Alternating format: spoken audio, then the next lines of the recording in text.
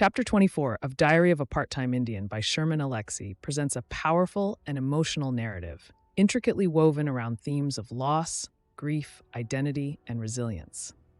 This chapter follows the tragic events that beset Junior's life, notably the death of Eugene, a close family friend, which ignites a series of sorrowful reactions within Junior's family and deeply impacts Junior's mental state. The chapter embarks on its narrative right after Valentine's Day, marking a stark contrast between the occasion's typical association with love and the grim event of Eugene's death. The cause is both shocking and tragic. Eugene is shot in the face by his good friend Bobby during a drunken altercation over a seemingly trivial matter, the last sip of wine. The aftermath sees Bobby hanging himself in jail, a haunting reflection on the devastating ripples of their actions.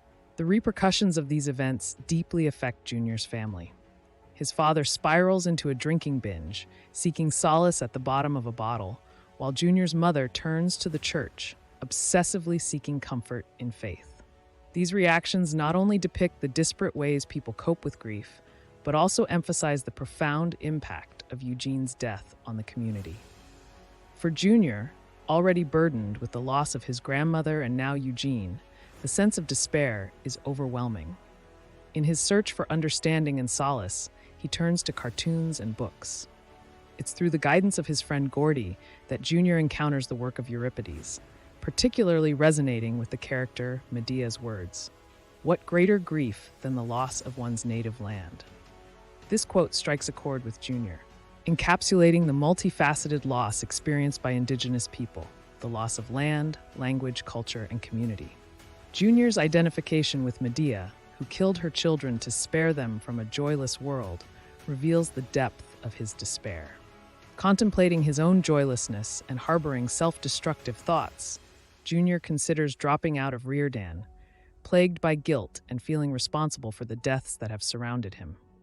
He wonders if these tragic incidents are a punishment for leaving the reservation, highlighting his internal conflict between pursuing a better life and remaining loyal to his roots.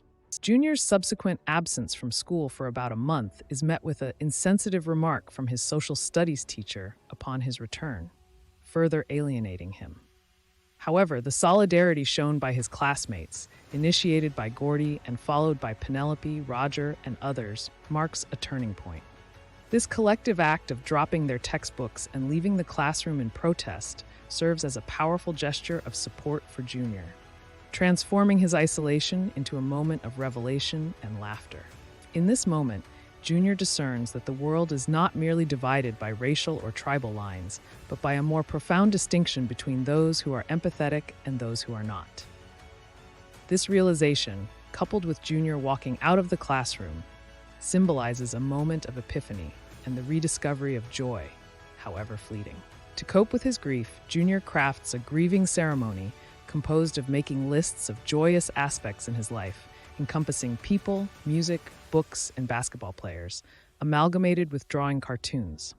Through this process of creation and reflection, Junior navigates his sorrow, transforming it into an ongoing journey of understanding, resilience, and healing. Chapter 24 poignantly captures the complexity of Thine.